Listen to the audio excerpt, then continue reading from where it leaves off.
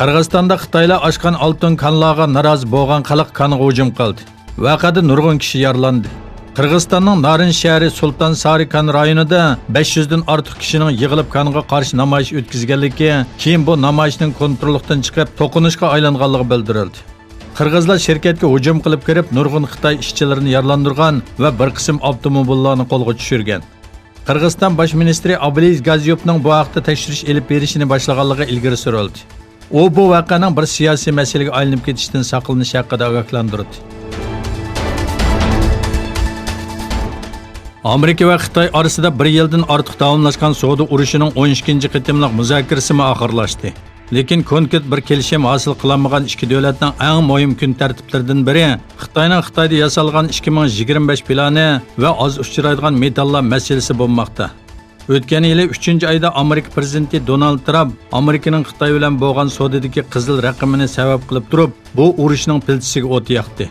Tunji qadamda 250 milliard dollar qimmatidagi Xitoy mahsulotlariga tambojni beji qo'shildi. Trump o'tgan hafta yana 300 milliard dollar qimmatidagi Xitoy mahsulotlariga 1-sentyabrdan boshlab 10%lik tambojni beji qo'shadiganligini bildirdi. Xitoy buningga qarta Amerikaning yezi egilik mahsulotlarini sotib olishni to'xtatdi. Buning bilan Amerika paycheklari 3% ga yaqin tushdi. Amerika doiralari Turkiyaning F-35 turidagi shirkatlarining vaqtli to'xtatganligini e'lon qilgan bo'lsa-mu, lekin rasmiy yeziqchi bir uqtirish e'lon qilib boqmadi.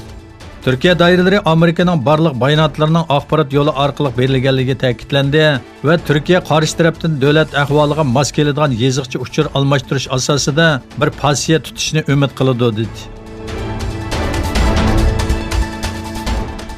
Amerika va Angliya bilan jiddiy kriz ichida turayotgan Eron yana diqqatni tortadigan bir bayonot e'lon qildi.